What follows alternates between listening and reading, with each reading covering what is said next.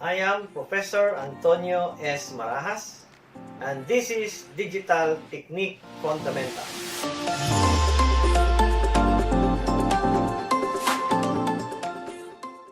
Welcome back to our subject, Digital Technique Fundamentals. Our lesson for today is about binary arithmetic. Okay? Now, basically, binary arithmetic is performed in the same manner as in decimal arithmetic. For example, for the binary addition is performed in the same manner as in decimal addition. Okay? So, what we have here is a table of a binary addition. It says here that if you add 0 plus 0, then the answer is 0. If you add 0 plus 1, the answer is 1. And if you have 1 plus 0, the answer is 1. And if you have 1 plus 1, the answer is 0, with a carry of 1 on the next digit. So, example. You have 1, 1, 0, 1, 1 of base 2. We want this added to 1, 1, 1, 0 of base 2. Okay? So, you have here 1 plus 0. In the table, you have 1 plus 0. The answer is 1. Right? Then you have 1, 1. In our table, 1, 1 is 0 with a carry of 1 on the next digit. So, you have 1, 1 is 0 and the carry on the next digit. Then you have 1 plus 0 is 1, right? And then 1 plus 1 is 0 with a carry of 1 on the next digit. Then you have 1 plus 1 is 0 again with a carry of 1 here. And then 0 plus 1 is 1. Okay? Then you have here 1 plus 1 is 0 with a carry of 1. Then bring down 1. This is on base 2. So this will now be your answer for this particular two numbers or binary numbers which are added. Now, if we want this check, all we have to do is to convert this into decimal number. This is for checking purposes only, no? Okay? So you have 11011. What will be the value of this in decimal number? So this is 1, 2, 4, 8, 16. So you have 16 plus 8 is 24. Plus 2 is 26. Plus 1 is 27 of base 10. And then this one here, you have 8 plus 4 is 12. Plus 2 is 14. Right? So, you add this one. 7 plus 4 is 11. Carry 1. 1 plus 2 is 3. Plus 1 is 4. So, 41 of base 10. So, is this binary number here equivalent to 41 in base 10? So, let us see. This is 1, 2, 4, 8, 16, 32. 32 plus 8 is 40. Plus 1 is 41 of base 10. So, they are equal. Okay? That is how binary addition is performed. Okay, so let's have another example on binary addition. Now, example 2 here, if you notice, are in decimal form. For example, 59 of base 10 and 46 of base 10. Okay? We want to perform the binary addition of these particular decimal numbers. So, the first step that we should do is to convert 59 of base 10 into its binary equivalent and 46 of base 10 into its binary equivalent. Okay? So, again, how do we convert 59 of base 10? We make a series of 1. Okay, so this is 1, 2, 4, 8, 16, 32. When we add another one, that becomes 64, which is more than 59, so we will exclude 64 here. Okay? Then we find the number here. Once we add, it would total to 59. So you have 32. Then plus 16, you have 48. Okay? 48 plus 8 is 56. Alright? And then the total is already 56. So what is lacking is 3. 0. And then 2 plus 1 is 3. So that is equivalent to 59. So in other words, the binary equivalent of 59 is 111011 of base 2. How about 46? So you have 1, 0, you have 40, 44, 46. Okay, so that is 46. So you have plus 1, 0, 1, 1, 1, 0 of base 2. Then we add these two binary equivalent of this decimal number. So you have 1 plus 0. It says here 1 plus 0 is 1. So you have 1. 1 plus 1 is 0 with a carry of 1. Then 1 plus 0 is 1.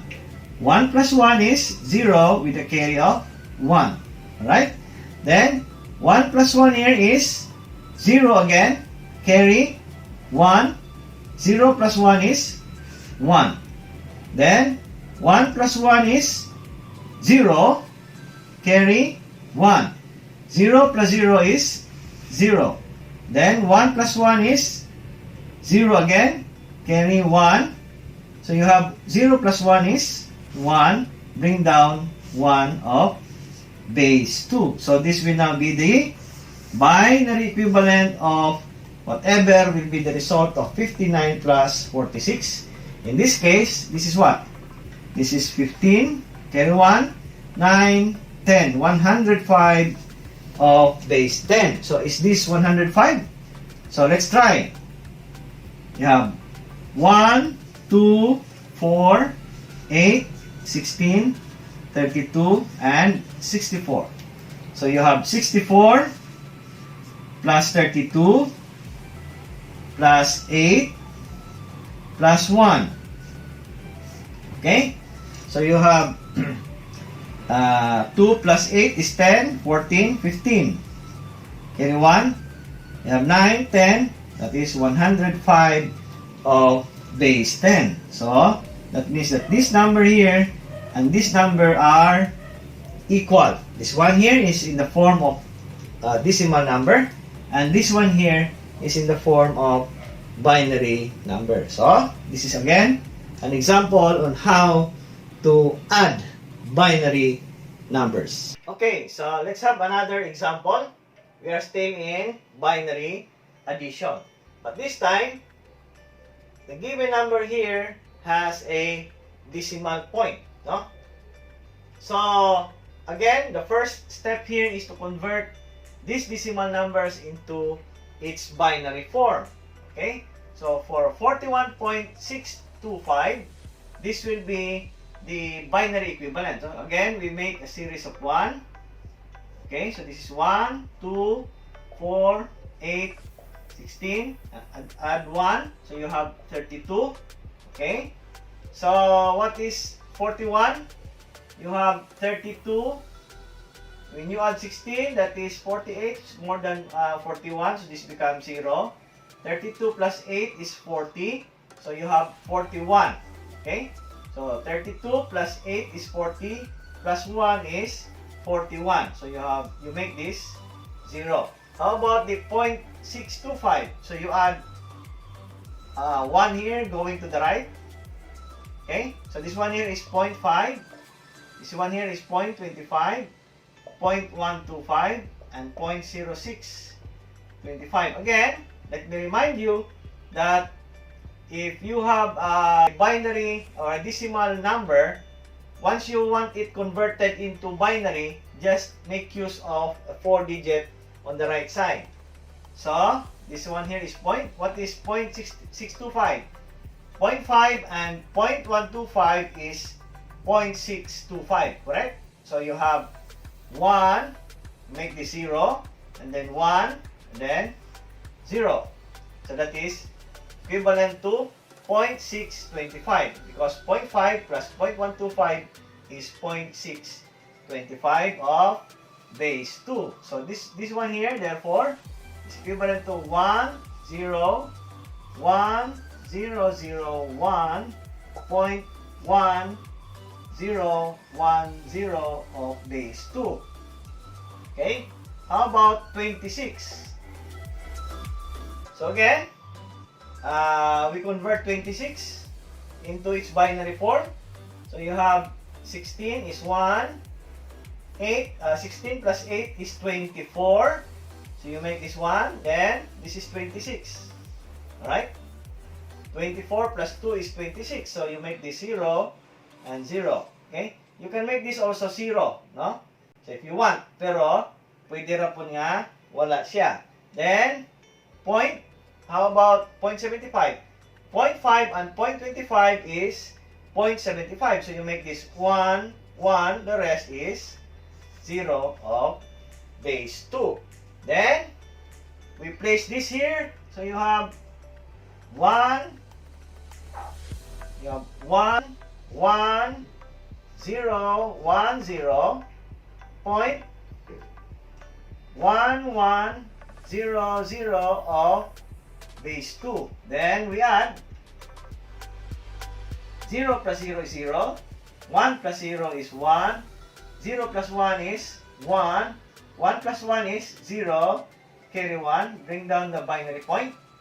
1 plus 1 is 0. Carry 1. Okay? 0 plus 0 is 0. 1 plus 0 is 1. 1 plus 1 is 0. Carry 1. 1 plus 0 is 1. Plus 0 is 1. 1 plus 1 is 0. Carry 1. 1 plus 0 is 1. 1 plus 1 is 0. Carry 1. 1 plus 1 is 0. Carry 1. Bring down the carry. Base 2. Okay? So this will be our binary equivalent of whatever the result of this number after adding. Okay? So let's try to add. So you have 5, 7, then 6 plus 7 is 13. Okay? So you add 1 here. You bring down the binary decimal point. So you have 6 plus 1 plus 1 is 8.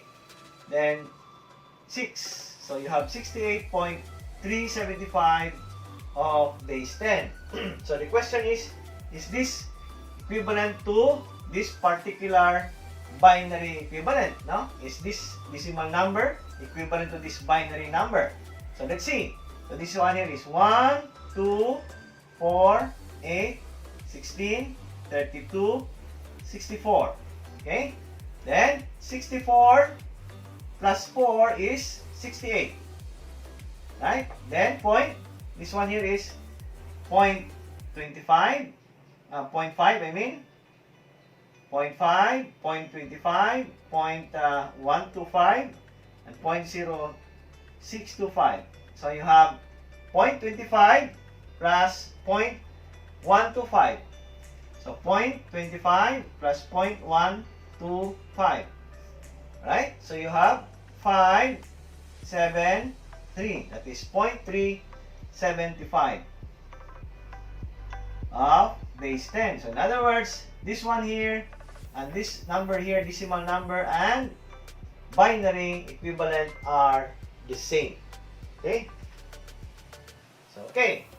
How about if you have these numbers here, binary numbers, and you want to add these 4 binary numbers? Of course, we can still do this using the same procedure that we have in the other example, but it will take a lot of time. Now, I was able to create a system that will make this binary numbers here added in a very fast manner. All we have to do is to follow the note here. No? It says if if even number of ones, then the answer is 0, and if the number of ones is odd, then the answer is 1. The carry is obtained by counting the number of 1 divided by 2. Okay, so let's try this one. So, we count the number of ones. 1, 2. That is even number of ones. So, the answer here is 0. Okay, so how about the carry? So, the number of ones is 1, 2. So, you have 2 divided by 2. So, the carry is 1. So, you add 1 ones here. Okay? So, that is your carry. Then, we count the number of ones here. 1, 2, 3, 4, 5. So, that is odd number. So, the answer is 1. Okay? So, we have 5 number of ones divided by 2. So, you have 2, you have 4. Okay? So, this one here is your number of carry. So, you add 2 ones. Okay? Then, again, you count the number of 1 here. 1, 2, 3, 4, 5. So, again, the answer is 1 because it's an odd number. Okay? Then, the carry is the same here. You have 2 carries because we have 5 ones. Then, we have here 1, 2, 3, 4.